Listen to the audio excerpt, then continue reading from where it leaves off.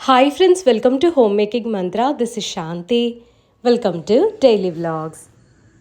మనకి సంతోషం వచ్చినా దుఃఖం వచ్చినా ఎవరో ఒకరితో పంచుకోవాలి అని అనుకుంటాం. కొన్ని విషయాలు షేర్ చేసుకునే విధంగా ఉంటాయి, కొన్ని ఎవరితో కూడా చెప్పుకోలేము.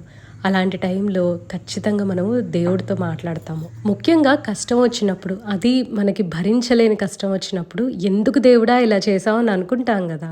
ఇలాంటి సమయాల్లో దేవుణ్ణి ఇంకా ఎక్కువగా నమ్మితే కష్టం తీరుతుంది అనుకుంటాం. లేదా అసలు కొంతమందికి అయితే నమ్మకం పోతుంది, అంటే కోపం అనమాట, మనకు ఆ పని జరగలేదు అని చెప్పి. ఇంకెవరి మీద చూపించలేం కదా, అన్నిటికీ దేవుడే దిక్కు అని అనుకుంటాం. చక్కగా మనం నామస్మరణ చేసుకుంటూ నిత్యం మన ఇష్టదైవాన్ని నమ్ముకుంటూ మన పని మనం చేసుకుంటూ ఉంటే లైఫ్ అంతా కూడా చాలా హ్యాపీగా గడిచిపోతుంది అని నేను అనుకుంటా. అప్పటికప్పుడు మన కోరిక తీరకపోయినా సరే దైవాన్ని నమ్ముకొని మనం కష్టపడుతూ ఉంటే ఖచ్చితంగా ఒక రోజైతే మన కోరిక తీరుతుందని అనుకుంటా నేను. కర్మఫలం అనేది ఖచ్చితంగా మన అందరం కూడా నమ్ముతూ ఉంటాము. మనం చేసుకున్న కర్మలకి మంచి కానీ చెడుగా కానీ ఏదోటి అనుభవిస్తూనే ఉంటాము. దైవాన్ని నమ్ముకుంటే చెడు కర్మలని తగ్గించేస్తాడు. అమ్మవారైనా అయ్యవారైనా ఎవరన్నా సరే అండి. ఇది నేను చెప్తున్న మాట కాదు, మన పెద్దవాళ్ళందరూ బోళ్ళంతమంది ప్రవచనకర్తలు కానివ్వండి, మన పెద్దవాళ్ళందరూ చెప్తూనే ఉంటారు. ఇది దైవాన్ని నమ్ముకుంటే మన చెడు కర్మలు అనేవి నెమ్మదిగా తగ్గుతూ వస్తాయి. అది ఎలా అంటే, దైవాన్ని నమ్ముకుంటున్నప్పుడు పాజిటివిటీ అనేది పెరుగుతుంది.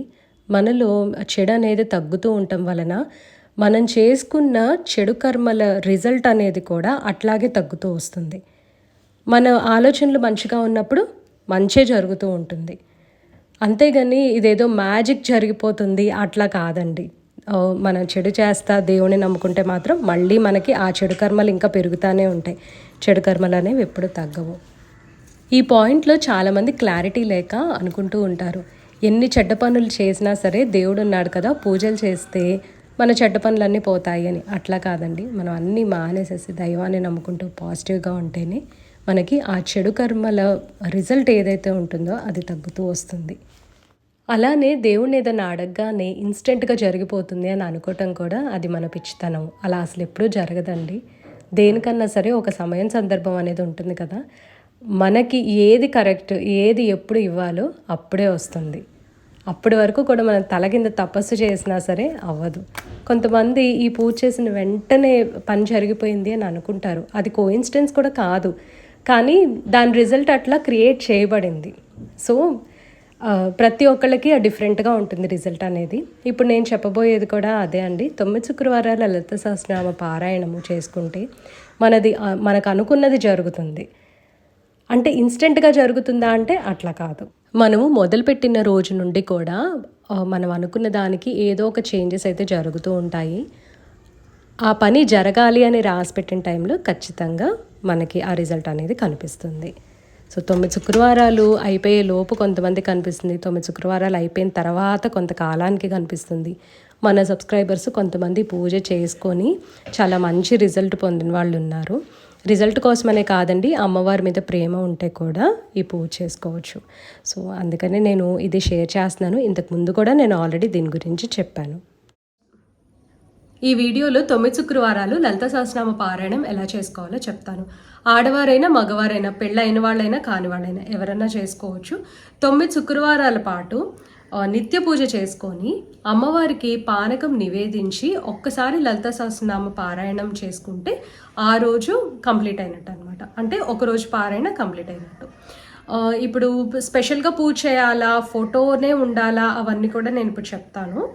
మనకి ప్రధానంగా ఏంటంటే ఇంట్లో శివపార్వతుల ఫోటో, లేదంటే వెంకటేశ్వర స్వామి, లక్ష్మీదేవి ఫొటోస్ ఇలాంటివి ఉంటాయి కదా. సో దేవుళ్ళందరూ ఒకటే అని నమ్మేవారికి అయితే అసలు ఏ ఫోటో పెట్టుకోకపోయినా ఇంట్లో ఉన్న ఫొటోస్ తోటి అండ్ ఒక దీపం చాలా ముఖ్యం అనమాట. మనం ఏ పూజ చేసినా సరే దీపం పెడతాం కదా. దీపం పరబ్రహ్మ స్వరూపం అని అంటారు. సో దీపం పెట్టుకొని చక్కగా మీ దగ్గర ఫోటో లేకపోయినా దీపం పెట్టేసుకొని చదువుకున్నా సరిపోతుంది. ప్రత్యేకంగా ఫోటో తెచ్చుకొని పెట్టుకుంటేనే పూజ అని మాత్రం అనుకోవద్దు ఎవరు కూడా. ఎందుకంటే చక్కగా మనం బుక్ చదువుతాం కదా, బుక్ మీద అమ్మవారి ఫోటో ఉంటుంది. అండ్ మనం ఏదైనా ఇప్పుడు PDF కాపీస్ తీసుకోవచ్చు కావాలంటే ఒక చిన్నది, లేదంటే అసలు ఏదన్నా సరే ఎక్కడన్నా మనకి ఇప్పుడు అవైలబుల్ ఉంటుంది. టీవీలో కూడా అమ్మవారు ఫోటో కనిపిస్తూ ఉంటుంది. సో మనకేంటి ప్రధానము, అమ్మవారిని చూస్తూ లేదా అమ్మవారిని ధ్యానించుకుంటూ చదువుకోవటం అనేది ముఖ్యము. అండ్ నెక్స్ట్ చదువుకోవటం ఎట్లాగా, కొంతమందికి పారాయణ చేయటం ఫస్ట్ టైం ఉంటుంది. అలాంటి వారు ఏంటంటే తప్పులు పోతాయేమో, మేము చదివితే లైక్ ఏదైనా ప్రాబ్లమ్స్ వస్తాయి అని భయపడచ్చు. అలాంటి వారు ఏం చేస్తారంటే ఫోన్లో కానీ టీవీలో కానీ చక్కగా ఆడియో పెట్టేసుకోండి, అది ప్లే అవుతూ ఉంటుంది. మీరు బుక్ చూస్తూ ఆ లైన్స్ని చాలా కాన్సన్ట్రేషన్తో అవి గమనిస్తూ మైండ్లో రీడ్ చేసుకుంటే చక్కగా మీకు ఆ రోజు పారాయణ కంప్లీట్ అయిపోతుంది. ఏదైనా సరే మనం నేర్చుకుంటేనే కదండి వచ్చేది, ఆటోమేటిక్గా మనకు వచ్చేసేది పుట్టుకతోటి మనం నెమ్మదిగా స్టెప్ బై స్టెప్ నేర్చుకుంటాం. కొంతమంది ఏంటంటే గురువుగారి దగ్గర నేర్చుకుంటారు. సో అట్లాంటి వాళ్ళకి ఇంకా బాగా వస్తుంది. ఇప్పుడు నేను అనుకోండి, నేను ఓన్గా నేర్చుకున్నా, బై ఆడియో వింటూ నేర్చుకున్నా అనమాట, బుక్ చదువుతా అట్లా. అండ్ కొన్ని రోజు ఒక్కొక్కసారి ఏంటంటే తెలిసి తెలియని తప్పులు చేస్తూ ఉంటాం. కొన్ని కనెక్టింగ్ వర్డ్స్ ఉంటాయి, అవి విడదీసి చదవాలి, అలాంటివన్నీ ఉంటాయి. తెలిసి అలాంటివన్నీ కూడా తప్పులు చదివితే మనకి ఏదైనా ప్రాబ్లమ్స్ వస్తాయి, కానీ తెలియకుండా చేస్తే అసలు ఏ ప్రాబ్లం రాదు అని అనుకుంటాము. సో నండు శ్రీనివాస్ గారి వీడియో ఒకసారి మీరు చూడండి. ఆయన లలితా సహస్రనామం కొన్ని సెంటెన్సెస్, అన్నీ కూడా కాదు, కొన్ని సెంటెన్సెస్ ఎక్కడెక్కడ విడతీయాలి, ఎక్కడెక్కడ గ్యాప్ ఇచ్చి చదవాలి అనేది చెప్పారు. సేమ్ ఇవే షణ్ముఖ శర్మ గారు కూడా ఇంతకుముందు లలితా సహస్రనామ పారాయణం గురించి చెప్పేటప్పుడు, లలితా సహస్రనామం భాష్యం చెప్పేటప్పుడు చెప్పారనమాట ఇవన్నీ, లైక్ ఎక్కడెక్కడ మనం గ్యాప్ ఇచ్చి చదవాలి, లేదంటే అర్థం మారిపోతుంది అని. 9 శుక్రవారాల లలితా సహస్రనామ పారాయణం అనేది నేను నండు శ్రీనివాస్ గారి వీడియోలో చూసి చేయటం స్టార్ట్ చేశాను. అంతకన్నా ముందు నాకేంటంటే ఈ 9 శుక్రవారాల గురించి తెలుసు అనమాట. నాకు చెప్పిన పంతులు గారు ఎలా చెప్పారంటే, నైవేద్యం పెట్టుకొని చక్కగా అమ్మవారి పారాయణ చేసుకోండి, అలా 9 శుక్రవారాల పాటు చేసుకోండి అని అన్నారు. నండు శ్రీనివాస్ గారి వీడియోలో ఏంటంటే కమలాంబిక అమ్మగారు, ఆవిడ చక్కగా పానకం నివేదించి తర్వాత లలితా సహస్రనామ పారాయణం చేపించేవాళ్ళు, ఆవిడ చేసేవారు అనమాట. సో ఇట్లాగా ఇది ప్రాచుర్యంలోకి వచ్చింది.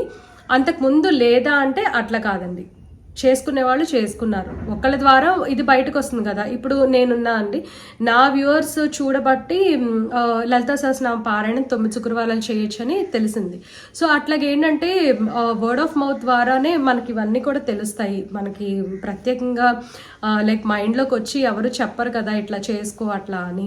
సో అట్లాగా ఈ 9 శుక్రవారాల లలితా సహస్రనామ పారాయణం అనేది ఎప్పటి నుంచో ఉంది. కాకపోతే మనకి యూట్యూబ్ ద్వారా ఈ మధ్య కాలంలో బాగా పాపులర్ అయిందనమాట. ఇదైతే నేను ఎప్పుడో సిద్ధు చిన్నప్పుడే నేను చేశాను, అంతకుముందు జస్ట్ చదువుకునేదాన్ని అనమాట అది. అండ్ ఎలా చేయాలి, ఇప్పుడు ఏమేమి రూల్స్ ఫాలో అవ్వాలనే చెప్తా. ఫస్ట్ నేను కొత్తగా పెళ్ళైన వాళ్ళ గురించి చెప్తాను. ఇప్పుడు కొత్తగా పెళ్ళైన వాళ్ళు ఏంటంటే కొంతమంది వెంటనే పిల్లలు కావాలి అని అనుకుంటారు. సో అలాంటి వారు బ్రహ్మచర్యం పాటించడము కుదరదు. సో మీరు ఒకవేళ పిల్లలు కావాలి అని అనుకున్నప్పుడు బ్రహ్మచర్యం పాటించకుండా ఈ 9 శుక్రవారాలు అనేది చక్కగా చేసుకోవచ్చు. ఇప్పుడు ఎందుకంటే అండి నేను ఇంత విడమర్చి చెప్తున్నాను, ఇప్పుడు కొంతమంది అనుకోవచ్చు కదా, మాకు పిల్లలు కావాలి అని అనుకుంటున్నాము, మరి బ్రహ్మచర్యం పాటించకుండా ఎట్లా కుదురుతుంది అని. సో అమ్మవారికి చెప్పుకోండి మీరు, ఏదన్నా సరే మనకు అమ్మవారు మనకంతా మంచి చేస్తుందండి. చెడు అనేది అసలు చెయ్యదు. చెడు అనేది చేస్తే అసలు దేవుళ్ళు ఎందుకు అవుతారు? అది మన కర్మఫలం వలన మనం ఇవన్నీ అనుభవిస్తూ ఉంటాం, మంచి చెడులు అనేవి. అదొక్కటి మనం గ్రహిస్తే చాలన్నమాట. ఎంత దేవుడికి చాలా దగ్గర అవ్వచ్చు. దేవుడు నాకు మంచి చేస్తేనే నేను నీకు పూజిస్తాను అని అంటాం తప్పు కదా, అట్లా కాదు. సో అదేంటంటే మనం చేసుకున్న కర్మఫలం వల్ల మనం మంచి చెడులు అనేవి జరుగుతూ ఉంటాయి. అప్స్ అండ్ డౌన్స్ అనేవి చాలా కామన్, అందరికీ తెలిసి తెలియకుండా బోల్డన్ని మిస్టేక్స్ చేస్తూ ఉంటాం. సో ఇప్పుడు ఏంటంటే మనం ప్రతిదీ తప్పు అనుకోకూడదు, ప్రతిదీ కరెక్ట్ అనుకోకూడదు. అండ్ పెళ్ళై కొన్ని సంవత్సరాలు అవుతుంది కదా, పిల్లలు ఉంటారు, సో వారు బ్రహ్మచర్యం పాటించాలా అంటే that is totally up to you అండి. ఎందుకంటే మనం పూజలు అనేది చేసేది హ్యాపీగా ఉండటం కోసము, ఒక కోరికలే తీరటం, ఒక డబ్బులే కాదు కదా. హ్యాపీగా ఉండాలి, ఆరోగ్యంగా ఉండాలి, మనం అనుకున్న జరగాలి, లైఫ్ సాఫీగా వెళ్ళిపోవాలి అంటే అమ్మవారి అనుగ్రహం ఖచ్చితంగా ఉండాలి మన మీద. అమ్మవారి అనుగ్రహము, అయ్యవారి అనుగ్రహం లేనిదే అసలు మనం అడుగు కూడా ముందుకు వేయలేము. So first wife and husband ఇద్దరు మాట్లాడుకోండి.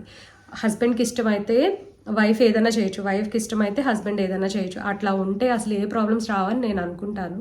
సో మీ రిలేషన్లో లైక్ మీరు బ్రహ్మచర్యం పాటించాలనుకుంటున్నారా, పాటించొద్దు అని అనుకుంటున్నారా అనేది మీ ఇద్దరు డిసైడ్ అయ్యి మీరు ఒక డెసిషన్కి వచ్చిన తర్వాత అప్పుడు ఇట్లా బ్రహ్మచర్యం పాటిస్తాను, పాటించను అలాంటివన్నీ అమ్మవారి దగ్గర చెప్పుకోండి. మీరు కారణాలు కూడా చెప్పుకోండి. నేను ఇంతవరకే చేద్దాం అనుకుంటున్నాను అమ్మ, నన్ను క్షమించు ఏమైనా తప్పులు ఉంటాయి అని చెప్పి.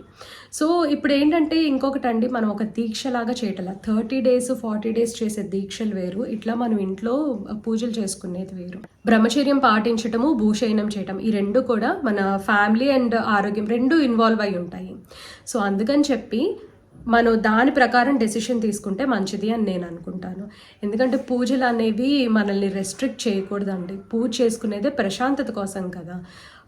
పూజల వల్ల ఏంటంటే ఇంట్లో గొడవలు రాకూడదు అలా అని చెప్పి ఇప్పుడు మామూలుగా మనకి ఒకటి ఏదైనా చెయ్యాలి, బయటకు వెళ్ళాలి, తినాలి అని అనిపిస్తుంది, అవన్నీ ఆపేసేయకూడదు అనమాట పూజలు అనేవి. అంటే బయటకు వెళ్ళకూడదు అని కొంతమంది అంటారు, బయట తినద్దు అని అంటారు, కానీ తినాల్సి వస్తుంది అనమాట. నాన్ వెజ్ గురించి వదిలేసేయండి, ఇక్కడ అది కూడా చెప్తాను. తినాల్సి వస్తుంది ఒక్కొక్క రోజు, మనకి ఆరోగ్యం సహకరించుకో, లేకపోతే మనం ట్రావెల్ చేస్తూ ఉంటాము. సో అలాంటివన్నీ ఏంటంటే ఈ చిన్న చిన్న వాటిని పట్టుకొని ఈ పూజలు అనేవి ఆపకుండా మనం చూసుకోవాలన్నమాట.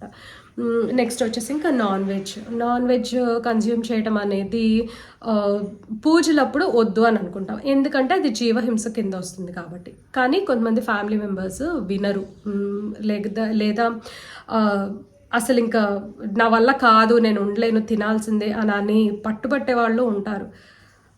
నా వైపు నుంచి సజెషన్ అయితే 9 శుక్రవారాలు చేస్తున్నారు కదా, మిగతా రోజులు అన్నీ వదిలేసి అట్లీస్ట్ ఆ శుక్రవారము ఎగ్ ఇంకా మీట్ అలాంటివి తినకుండా ఉంటే బెటర్ అని నేను అనుకుంటా. అది జీవహింస కింద వస్తుంది కాబట్టి, వేరే విధంగా అయితే కాదండి. సో ఇంట్లో వాళ్ళని కన్విన్స్ చేసుకోవడం అనేది కొంచెం కష్టము, కానీ ఆ ఒక్కరోజు ఏంటంటే దాని బదులు దానికి ఈక్వలెంట్గా ఏదైనా చేసి పెట్టేస్తే ఇంక వాళ్ళు కూడా హ్యాపీ ఫీల్ అవుతారు, కొంచెం అర్థం చేసుకుంటారని నేను అనుకుంటున్నాను.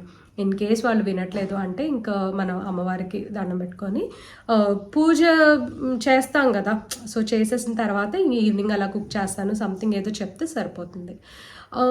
అండ్ ఇంకొకటి అండి, తలస్నానాల గురించి అడుగుతారు ఇప్పుడు. సో తలస్నానం ఎప్పుడు చేయాలి అని అంటే, మామూలుగా మనం 9 శుక్రవారాలు చేస్తున్నాం కాబట్టి శుక్రవారం మార్నింగ్ చేసేసుకొని పూజ చేసుకుంటే బెటర్. ఒకవేళ నాకు అవ్వట్లేదు, నా హెల్త్ సహకరించదు, జలుబు చేస్తుంది అని అనుకోండి, అలాంటప్పుడు వదిలేసేయండి. ఇంకా తల మీద పసుపు నీళ్ళు చల్లుకొని, ఇంక లేకపోతే గంగాజలం ఉంటుంది కదా అది చల్లుకొని చక్కగా పూజ చేసేసుకోవచ్చు. అయితే మార్నింగ్ కొంతమంది ఏంటంటే నాన్ వెజ్ కుక్ చేసి తర్వాత పూజ చేద్దామని అనుకుంటారు.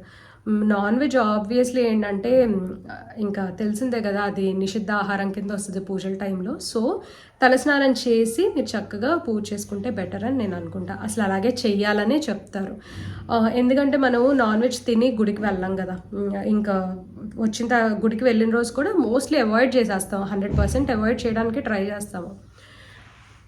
అందుకని ఈ నాన్ వెజ్ గురించి మాత్రం ఇంకా నన్ను ఎప్పుడు ఈ పూజ గురించి చెప్పినా సరే నాన్ వెజ్ గురించి ఇన్ని క్వశ్చన్స్ అడుగుతున్నారని నేను కొద్దిగా ఎలాబరేట్ చేసి చెప్పాను.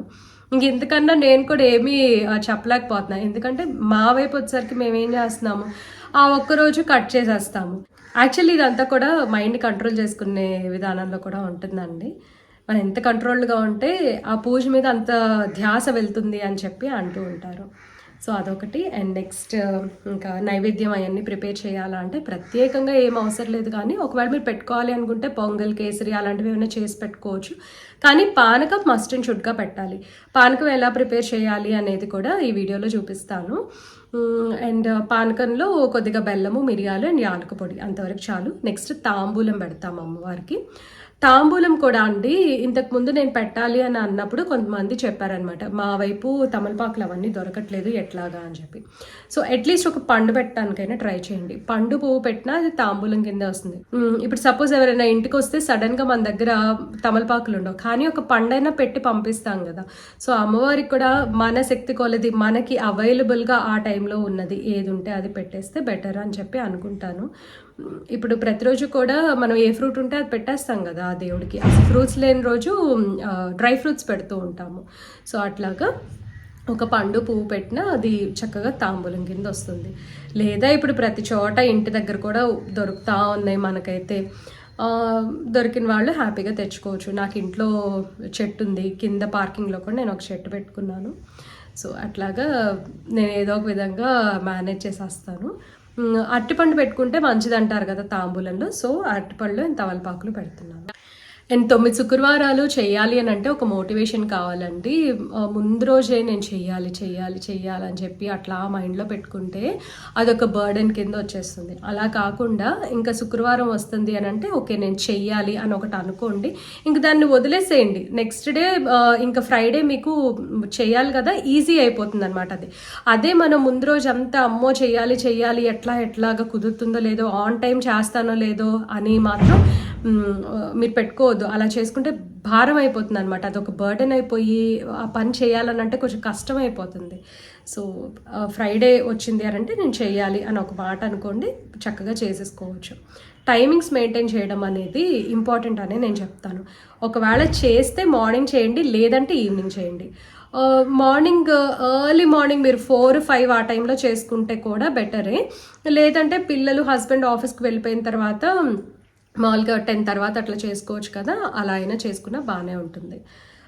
కొంతమంది ఏంటంటే ఈ టైంలోనే పెట్టాలి, ఇలాగే చేయాలి అని చెప్పి మనకి సజెస్ట్ చేస్తారు. అది మంచిదే అంటే బ్రహ్మముహూర్తాల్లో లేకపోతే బిఫోర్ 6 అలా మంచిదే. అది వాళ్ళు చెప్పిన సజెషన్ మనం పాజిటివ్గా తీసుకోవచ్చు. కానీ అది భయం పెట్టుకొని అమ్మో నాకు ఈ టైంలో అయిపోలేదు పూజ, ఏదైనా జరిగిపోతుందా అలా అని అస్సలు అనుకోవద్దు. ఎందుకంటే ఇప్పుడు మీ టైమింగ్స్ వేరుంటాయి, నా టైమింగ్స్ వేరుంటాయి. ఇప్పుడు నేను లేట్గా చేశానని చెప్పి మీరు లేట్గా చేయాల్సిన అవసరం లేదు. సో నేనేంటంటే అంతా ఇంట్లో పని అయిపోయిన తర్వాత ప్రశాంతంగా కూర్చొని 9:30, 10 లేదా ఒక్కొక్కసారి 11 కూడా అయిపోతూ ఉంటుంది. అట్లా చేసుకుంటూ ఉంటా అనమాట. లేదు అసలు ఇదంతా కాదు అని అనుకుంటే ఈవినింగ్ చేసుకోండి చక్కగా. ఈవినింగ్ యూజువల్గా లలితా సహస్రనామం చదివితే చాలా మంచిది అని కూడా చెప్తూ ఉంటారు. ఇంతకు ముందైతే నేను 1 సంవత్సరం పాటు పారాయణ చేశాను. ఆ టైంలో నేను ప్రతిరోజు ఈవినింగ్ చదువుకునేదాన్ని. ఎందుకంటే మా హస్బెండ్ నైట్ షిఫ్ట్, తను ఆఫీస్కి వెళ్ళిపోయేవాళ్ళు. సిద్ధు కూడా చాలా చిన్నోడు, నేను చదివించేదాన్ని కాదు అసలు.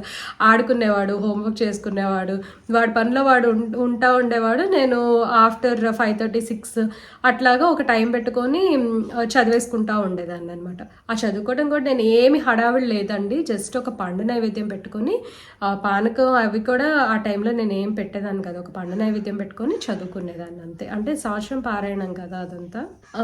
ఇంకా సంవత్సరం పారాయణకి నియమాలంటే ఏమీ లేవు. రెగ్యులర్గా మనం ఎలా అయితే పూజ చేసుకుంటామో అట్లాగా ఈవినింగ్ ఒకసారి స్నానం చేసేసి దీపం పెట్టి ఒక పండు పెట్టుకొని చదువుకోవటమే, హారతి ఇచ్చుకోవటం. అండ్ ఇప్పుడు పూజ విధానం చెప్తాను. పూజలో మాత్రం మనం నిత్య పూజ ఎలా చేస్తామో అలానే చేసుకుంటాం అనమాట. సో ఫస్ట్ డే ఎలా చేసుకుంటామంటే ఇలా 9 శుక్రవారాలు లలితా సహస్రనామ పారాయణం చేద్దాం అనుకుంటున్నానమ్మా అని చెప్పి మన సంకల్పం చెప్పుకోవాలి. సంకల్పం చెప్పుకోవడం అంటే ఏంటంటే కోరిక చెప్పుకోవడం అనమాట అమ్మవారి దగ్గర. ఇప్పుడు సంకల్పం అంటే కొంతమంది ఇది వినాయక చవితి వ్రతం పైన వస్తుంది కదా, ఇదంతా సంవత్సరము ఇవన్నీ చెప్తారు అనుకుంటా. అదంతా నోములు వ్రతాలకి వాటికి చెప్పుకుంటారండి. నాకైతే సంకల్పం అంటే చాలామంది ఇదే చెప్పారు, నీ కోరిక బయటికి చెప్పుకో, అమ్మవారికి పూజ చేసుకో, అదే సంకల్పం అని చెప్పారనమాట. సో ఫస్ట్ ఏం చేస్తామంటే ఆచమనం చేసుకుంటాం. ఉద్దరణితోటి ఎడమ చేతిలో ఉద్దరణి పట్టుకొని కుడి చేతిలో పోసుకొని ఒకసారి చేయి వాష్ చేసుకొని తర్వాత 3 సార్లు కేశవాయ నమః, మాధవాయ నమః, నారాయణాయ నమః అలా 3 సార్లు అనుకొని తర్వాత మళ్ళీ గోవిందాయ నమః అని చెప్పి హ్యాండ్ అది వాష్ చేసుకొని తర్వాత మనం అమ్మవారికి చెప్పుకుంటాము. 9 శుక్రవారాల పాటు లలితా సహస్రనామ పారాయణం చేద్దామని అనుకుంటున్నాను. ఇట్లా నాకు ఈ కోరిక ఉంది, లేదా అసలు మీ కోరికలు ఏమీ లేవనుకోండి, నాకు నీ మీద నేను చాలా ఇష్టంతో చేసుకుంటున్నానమ్మా, అంతా మంచి జరిగేటట్టు చూడు అని చెప్పి మనం చక్కగా అమ్మవారి దగ్గర కోరుకోవాలి. తర్వాత ప్రతి శుక్రవారం కూడా నీకు పానకం పెట్టుకొని ఒకసారి లలితా సహస్రనామ పారాయణం చేసుకుంటాను. ఇలా ఒకవేళ మీరు భూషయనం చేయాలంటే భూషయనం చేస్తానని చెప్పుకోండి, బ్రహ్మచర్యం పాటించాలంటే బ్రహ్మచర్యం పాటిస్తున్నానని చెప్పుకోండి, తర్వాత నాన్ వెజ్ అది మానేస్తానంటే అది కూడా చెప్పుకోండి.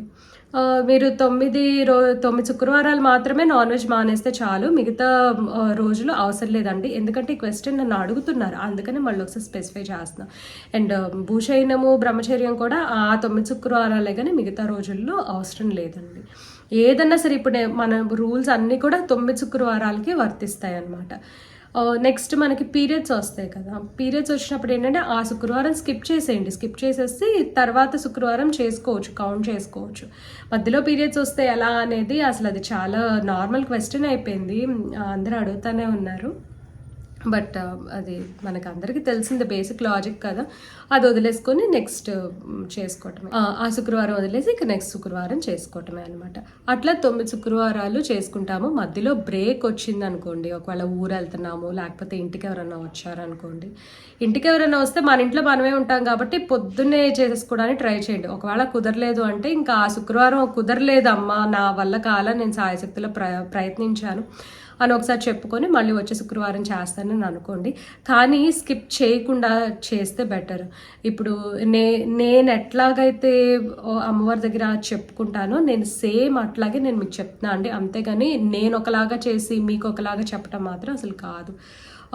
ఎందుకంటే నేను ఇది చేసేటప్పుడు మధ్యలో ట్రావెల్ చేస్తూ ఉంటాను ఒక్కొక్కసారి. అమ్మ వాళ్ళ ఇల్లు అయితే నేను చదువుతాను, వేరే వాళ్ళ ఇంట్లో అయితే నేను చదవను. ఎందుకంటే వాళ్ళకైతే మంచి జరిగిపోతుంది, అలా కాదు. ఎందుకంటే అందరికీ కూడా వాళ్ళ పూజా మందిరంలో మనం వెళ్ళి కూర్చోవటం అనేది ఇష్టం ఉంటుందో లేదో తెలియదు కదా. చూడండి ఎట్లా అంటే అమ్మ, అత్తయ్య గారు, పెద్దమ్మోళ్ళు, వదినోళ్ళు, మా పిన్నోళ్ళు, వీళ్ళ దగ్గర నేను ఆ లిబర్టీ ఉంటుంది, నా దగ్గర కూర్చొని చదివేసుకుంటాను, అయిపోతుంది. కానీ వేరే ఏదన్నా కొద్దిగా పరిచయం ఉంది, లేకపోతే బయట ఫ్రెండ్స్ అట్లా అనుకోండి, తొందరగా నేను ఆ లిబర్టీ తీసుకోలేను. అది పర్సన్ టు పర్సన్ డిపెండ్ అవుతుంది. కొంతమంది ఏంటంటే రిలేటివ్స్ దగ్గర ఫ్రీగా ఉంటారు, ఫ్రెండ్స్ దగ్గర చాలా ఫ్రీగా ఉంటారు. So that depends on the person అనమాట. దాని ప్రకారం మీరు ప్లాన్ చేసుకోండి. అలాగ మన పారాయణ కంప్లీట్ చేసుకోవడం అనేది చాలా ఇంపార్టెంట్ అనమాట. మన ఇంట్లో చేసుకుంటే ఇంకా మంచిది అని చెప్పి మనం అనుకుంటా ఉంటాము. ఇంకో డౌట్ ఉందండి, గుళ్ళో చేసుకోవచ్చు కానీ పానకం ఎలా పెట్టాలా అనేది ఆలోచిస్తూ ఉంటాను నేను. ఆ రోజు పారాయణ అయితే కంప్లీట్ అవుతుంది కానీ పానకం చేయలేము కదా. నన్ను రెగ్యులర్గా అడిగే క్వశ్చన్ ఏంటంటే, మీరు మార్నింగ్ పూజలు అవి చేస్తారు కదా, ఇల్లంతా క్లీన్ చేసి చేస్తారా లేకపోతే మీరు పూజ అయిన తర్వాత మేడొచ్చి క్లీన్ చేస్తా అని అడుగుతారు. గడప దగ్గర అండ్ పూజా మందిరం దగ్గర ఈ 2 ప్లేసెస్లో మామూలుగా మాప్ చేసేస్తాము. ఇంకా మిగతా ఇల్లంతా కూడా మేడొచ్చి క్లీన్ చేసుకుంటుంది.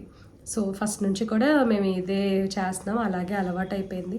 ఎందుకంటే పూజకి ఇల్లు క్లీనింగ్కి పెట్టుకుంటే అవ్వదండి. కొంతమంది ఇల్లు చిన్నగా ఉంటాయి, కొంతమంది పెద్ద పెద్ద మ్యాన్షన్స్ లాగా, బంగ్లాస్ లాగా ఉంటాయి.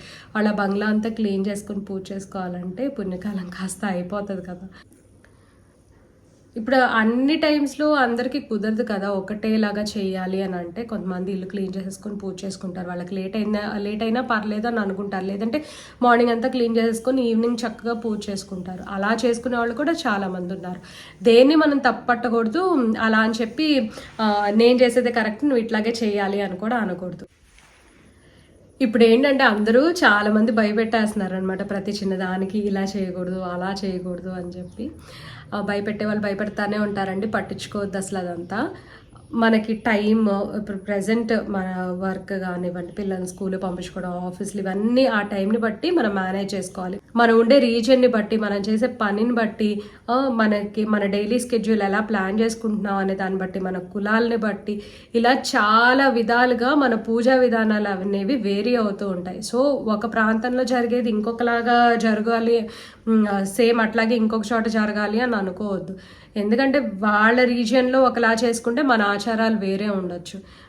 అలా అని మీ ఆచారాలు తెచ్చేసేసి అందరు ఇలాగే ఉండాలని మాత్రం అనొద్దు. ఎవరి కన్వీనియన్స్ని బట్టి వాళ్ళు చేసుకుంటారు. అట్ ద ఎండ్ మనం ఏంటంటే పూజ చేసామా లేదా, మనం భక్తిగా ఆ అమ్మవారికి ఆ గంట సేపు మనం ఎంత చేసుకున్నాం అనేది. రైట్ ఫ్రమ్ మీరు పానకం చేసి పువ్వులు పెడుతున్న దగ్గర నుంచి, ఇది ఒక పూజా మందిరం క్లీన్ చేస్తున్న దగ్గర నుండి, మన లలితా సహస్రనామం చదివి హారతి ఇచ్చే వరకు ఎవ్రీథింగ్ కౌంట్స్ అండి. ఎవ్రీథింగ్ మొత్తం ఒక సేవ కిందే వచ్చుద్ది, అమ్మవారికి చేసే సేవ కిందే వచ్చుద్ది అనమాట. లలితా సహస్రనామ పారాయణం చేసేది ఒక కోరికలకే కాదండి, అమ్మవారి మీద ప్రేమగా చేస్తే మనం అడగకుండానే ఆవిడ అన్నీ ఇచ్చేస్తూ వస్తారనమాట. అందుకని చక్కగా ప్రేమతోటి అమ్మవారిని పూజిస్తే అసలు ఇంకా మనకి కోరికలు కూడా కోరుకోవాలి అని అనిపించదు, ఆవిడకి సేవ్ చేసుకోవాలని అనిపిస్తుంది. ఇవన్నీ కూడా నేను ఎక్స్పీరియన్స్ అవుతాను కాబట్టి కొన్ని విషయాల్లో నేను మీకు కూడా షేర్ చేస్తాను అండి. ప్రతిదీ కూడా నేను అమ్మవారితో రిలేట్ చేసుకుంటాను. యాక్చువల్లీ నాకు అసలు చెప్పాలని అంటే ఇవాళ అన్ఎక్స్పెక్టెడ్గా నేను ఇలా స్టార్ట్ చేసినట్టే. ఎందుకంటే ఇప్పటి నుండో 40 రోజులు చేయాలి పారాయణం, లేదా 9 శుక్రవారాలు మొదలు పెట్టాలా అనేది ఆలోచిస్తూ ఉన్నాను. అయితే అసలు అది ఎంతకి ముడిపట్టలేదు. సరే ఒకరోజు మొదలు పెడదాము, జాన్ నుంచి ఇంకా కొద్దిగా నాకేమీ ట్రావెల్ ఉండదు కదా అని అనుకుంటా ఉన్నా. అయితే నిన్న ఫుల్గా హెడేక్ ఉందన్నమాట. నైట్ ఎందుకో 10 అట్లా స్టార్ట్ అయింది. లైక్ థ్రోబింగ్ హెడేక్ అసలు. మార్నింగ్ కూడా నేను లేవలేకపోయాను. మిడ్ నైట్ కూడా అసలు ఆ తలనొప్పితోటి నాకు మేలుకో వచ్చింది. మార్నింగ్ లేవలేకపోయాను. మా హస్బెండే మొత్తం నాకు హెల్ప్ చేస్తూ ఉన్నారు. మార్నింగ్ సిద్ధుని బ్రేక్ఫాస్ట్ పెట్టి స్కూల్కి పంపించడము, తను ఇంకా స్కూల్ లంచ్ చేస్తాడు. లంచ్ అయితే మేము ప్యాక్ చేయలేదు, సో తనే చూసుకున్నారు మొత్తం. ఇంకా నేను ఏంటంటే కొంచెం లేట్గా లేచాను. ఇంకా నాకు కూడా బాగానే ఉంది, టాబ్లెట్ అది తీసుకున్నా, ఫ్రెష్గా అనిపించింది. సరే ఇంక ఇవాళ శుక్రవారం కదా, మొదలు పెట్టేసేద్దాం ఇవాళ అని చెప్పి హాయిగా ఇవాళ స్టార్ట్ చేశాను అనమాట. అట్లాగే ఏదన్నా సరే ఒకటి మనకి చెడు జరిగింది అంటే that will turn out into a good thing అనమాట. సో అట్లా నిన్న ఆ థ్రోబింగ్ హెడేక్ రావడానికి కారణమే ఈ 9 శుక్రవారాల లలిత సహస్రనామ పారాయణం మొదలు పెట్టడానికి ఒక రీజన్ అని అనిపించింది. సో అదండి. ఇట్లాగా ప్రతిదీ కూడా మనం అమ్మవారితో కనెక్ట్ చేసుకుంటే లైఫ్ బాగుంటుంది అని అనుకుంటాను. కానీ మనం గృహస్థులను గుర్తుపెట్టుకోవాలి. అచ్చంగా మనం ఏంటంటే పూజలు అని చెప్పేసేసి పిల్లల్ని భర్తని పక్కన పెట్టేసి పూజలు చేయాల్సిన అవసరం కూడా లేదు. దానివల్ల చాలా మందికి చాలా ప్రాబ్లమ్స్ వస్తున్నాయి. అందుకని హ్యాపీగా బ్యాలెన్స్డ్గా ఉంచుకొని నిత్యం అమ్మవారిని లోపల తలుచుకుంటూ ఇట్లా మనకు కుదిరినప్పుడు పూజ చేసుకుంటా ఉంటే బెస్ట్. ఇప్పుడు నేను మొదలుపెట్టాను కాబట్టి వెంటనే మీరు మొదలుపెట్టేసేయాలని రూల్ లేదు. ఎప్పుడు మీకు మొదలు పెట్టాలి అని అనిపించిందో అప్పుడే మొదలు పెట్టండి. ఎందుకంటే అలా ఒకళ్ళు చేశారని కాంపిటీషన్తోనో, ఒకళ్ళు చేశారు వాళ్ళు బాగుపడిపోతారని మనం మొదలు పెడితే మనకి పూజ మీద కాన్సన్ట్రేషన్ ఉండదు. మనకు పూజ మీద కాన్సన్ట్రేషన్ వచ్చేదే మనం ఇష్టంగా చేసినప్పుడు. సో ఇది నేను చెప్దామని అనుకుంటున్నాను. ఇదండి ఇవాళ వీడియో. మీ అందరికీ నచ్చింది అనుకుంటున్నా. నచ్చితే తప్పకుండా లైక్ చేయండి, కమెంట్ చేయండి, ఛానల్కి సబ్స్క్రైబ్ చేసుకోండి. Thank you for watching. Thank you for your time.